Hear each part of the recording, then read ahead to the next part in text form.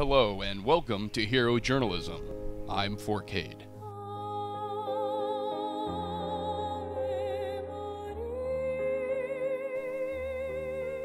It's with great sadness that we acknowledge the death of Joan Lee, wife of Stan Lee for 70 years. She passed away on July 6th after complications from a stroke the week before. Like the wives of many Golden and Silver Age creators that become comic celebrities in their own right, Joan Lee became a key member of the Marvel family. Yes, we all know of and celebrate the passing of Joan because she was married to Stan. It's important to realize that women of that era gave up part of their identity when they got married and channeled that energy into their husband's identity. It's well known in comic circles that Roz Kirby was a big part of keeping Jack in top creative form, making sure he took care of himself, taking breaks for eating and sleeping when on his own he'd have forgone such irrelevancies deep in a marathon session of artistic creativity. And of course, the women were also their muses. It was more than one twist of fate that brought Joan Lee into the life of Stan, into the life of Marvel, and into our lives. And touchingly, it was fate that allowed Joan a rare opportunity for the wife of a comic man, not only to help him succeed and enjoy in that success, but also to become a part of Marvel history, to become a Marvel creator. How did this happen? Well, the first twist of fate that led to comic history was to bring her to New York. She was in her early 20s, a native of Newcastle, England, and had married an American serviceman during World War II. After the war ended, she moved to America to start a family. The marriage wasn't to last, but she did thrive, becoming a successful model. A hat model, actually. I think this was pre-Instagram. And then, as Stan tells the story, and like many of his stories that may or may not be apocryphal, it was yet another twist of fate that brought them together. Somebody told me that there was a nice girl working at a model agency, and I should go up and try to meet her. I could mention his name. He told me her name. He said, go up and ask for her and say I told, blah, blah, blah. So I went up to the model agency, and I walked up to the desk where the greeter was, and there was this vision standing at the desk who said, may I help you, with a voice that was music, and a figure that was indescribable, and a face that you couldn't believe. And I said, I love you. I really did. I couldn't help myself. Well, the first time that he saw me, he said to somebody, I've drawn that girl's face 1,000 times. I'm going to marry her. And the man said to him, well, you can't, she's married already. And he said, that doesn't matter. And we started talking and kidding around. And the next thing I knew, I took her to lunch. She wasn't the girl I was supposed to meet. I never saw that girl. She was inside somewhere. And her name was Joan, and I took Joni to lunch. And then we got married. It was a good lunch.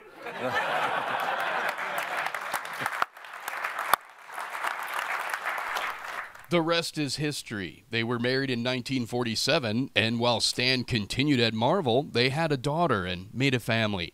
While it's difficult to truly measure what a wife does for a man, in 1961, as the story goes, Stan Lee was at a crossroads, and that's when Joan had her biggest contribution to Stan's career and to pop culture history. I personally believe that she's the reason we're here. I think Joni is responsible for the Marvel Universe, right? Because, she's responsible for my universe, right? That's for sure. But, there's that story where you were going to quit, right? At the time, Stan was feeling burned out on comics and was considering finally making good on his long-proclaimed intentions to eventually quit the funny books and try to become a real writer, a novelist or something.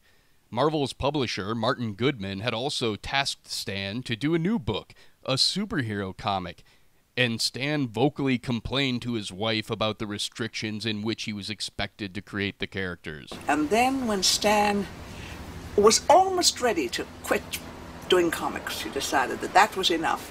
But that's when I said to him, no, do it your way, sweetheart. Do it exactly your way. Sink or swim if it doesn't go. The result was the Fantastic Four and the birth of the Marvel Universe. And that's why some people, like Joe Quesada, say that Joan, in her small way, was partially responsible for Marvel as we know it. But that doesn't make her a full-fledged creator in the Marvel Universe. At least I haven't heard anyone suggest that. No, but it would take decades for that to happen. In the 1990s, when the superhero cartoons were becoming hit shows on the air and networks were clamoring for more, Marvel came out with the infamous Marvel Action Hour, a syndicated block of cartoons starring Iron Man and Fantastic Four.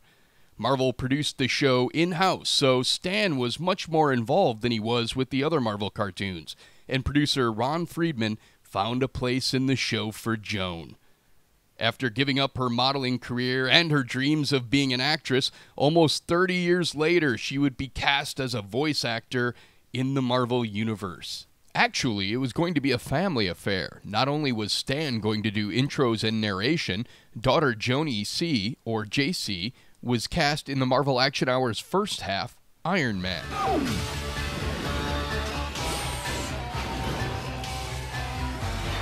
Virtual reality, deep space simulation. Iron Man armor is being controlled by Tony Stark in laboratory cybersphere. Computer, I'm going to mine for Zenebrium on this meteor. For the elder Joan, she was cast as a recurring character in the Fantastic Four. She played Miss Lavinia Forbes, the landlord of the Baxter Building, who is a serial harasser of her tenants, the Fantastic Four. And Benjamin J. Grimm, what is your relation to the others, may I ask? None of your business, I may answer. Yes, of course.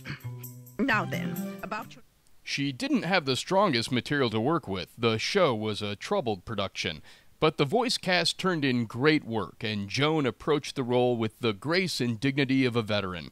And actually, she got some good humor in, usually playing straight man to Chuck McCann's The Thing. Hey, for the rent you're charging us, you shouldn't care if we're breeding hogs in here. You're rude, very rude. Oh yeah, you're a dingbat. Some less kind viewers might have accused her, and the other voices as well, of overacting, but it really wasn't the case. That was the voice direction they were given. That was the performance the show wanted. It was going for a cartoony style, cartoony in the way most of us would describe in a negative connotation. And it was at this very same time X-Men and Batman were tackling heady, mature material that riveted audiences. As a result, the Marvel Action Hour has faded into obscurity over the years. But I reiterate, the voice cast did yeoman's work, and in fact, Marvel tried to improve the show for the second season by cleaning house and starting with a completely new staff, top to bottom. About the only people they didn't fire were Stan Lee and the voice cast. But the show went for a more mature approach for the second season, and one of the casualties of that was the character of Miss Forbes, who did not return. However, Joan was about to get her biggest role in the Marvel Universe yet. Just months after the Marvel Action Hour had debuted in syndication, Spider-Man, the animated series, began airing on Fox Kids Network and became a critical and ratings hit. For the fifth and final season, producer John Semper planned to end the show with Spidey facing a galactic-level threat, the Secret Wars and the Beyonder. To build the tension throughout the season, Semper wanted Spidey to have an ominous mentor appear to prepare him for the difficult road ahead, and he enlisted the character of Madam Web for that purpose. Despite some resistance from Avi Arad, Semper persevered and brought the character to the show. In a recent loving tribute to Joan, a longtime friend of his, he recounted the character's origins. Quote, "There was only one person I wanted to provide the voice for Madam Web, Joan Lee, the wife of Stan Lee. I had known Joan and Stan for many years prior to this, and as I wrote the Madam Web character, it was Joan's voice in my head I was hearing. I knew she could capture perfectly the husky, haughty, almost arrogant attitude I wanted for Madam Web, and of course she had that wonderful British accent. Joan graciously consented to perform the role, and she was, as I had expected, perfect." End quote. And he was right. Joan was great in the part. When I saw her first appearance on the show, I had remembered Madam Web from the 80s era issues. I'd read a couple of those, but I never really got the character. However, she fit the role Semper wrote for her perfectly and appeared in almost a dozen episodes, including the penultimate finale, in which Madam Web uses her mystical powers to open a faceted portal to many alternate realities and many alternate Spider-Mans. And in one of the greatest television finale twists, well, since Newhart, as Spidey travels through alternate dimensions, meeting other versions of himself, he finally meets one who's an actor, dressed up as the comic character Spider-Man. And this actor brings the superhero Spidey to meet his creator. And I said to Jack, what if his skin turns green? Excuse me, I'm looking for some guy named Stan Lee. What? Spider-Man? Pam, hold my calls for a while. I think I've finally gone crazy. And for the coup de grace, Semper had one last trick up his sleeve. Again, Semper. Quote, I had made sure that for a brief moment Stan also shared the screen with Madam Web, so I'd be able to write a playful bit of dialogue in which they expressed a mutual fascination with one another. Watching Joan and Stan record this brief exchange was, for me, one of the supreme highlights of working on the series. End quote. It's time to go. Who is that exotic lady? Oh, her? No, she's my ride. It's been great meeting you. Take care of yourself.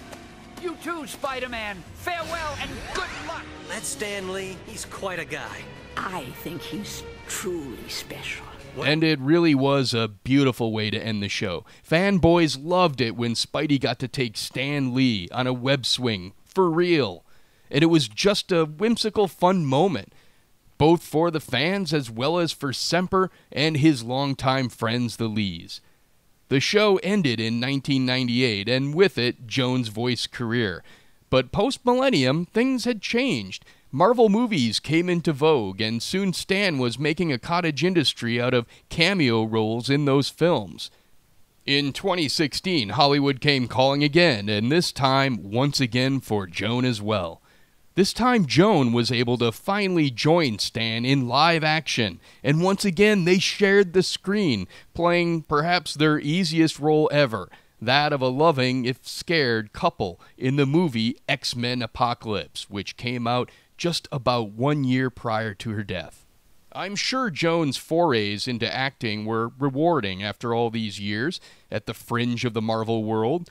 She didn't have anything to prove about her worth or her talent, and yet she got that rare chance to have a creative voice in the universe her husband largely co-created.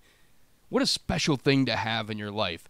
And so, in that light, I want to end on an upbeat note. Joan kind of reminded me of my grandma, and when my grandma passed away, though I felt sad, I couldn't think sad. She had such a long and vibrant life, and always with class, that I could only sit back in awe and wonderment.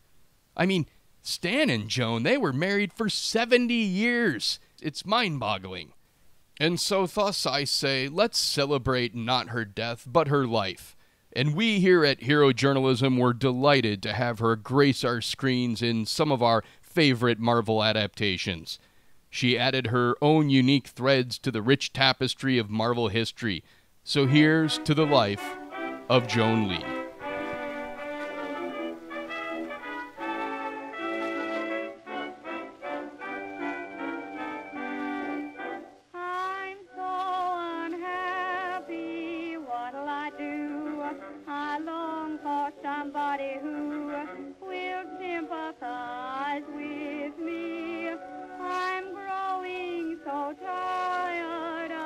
Alone, I lie awake all night and cry.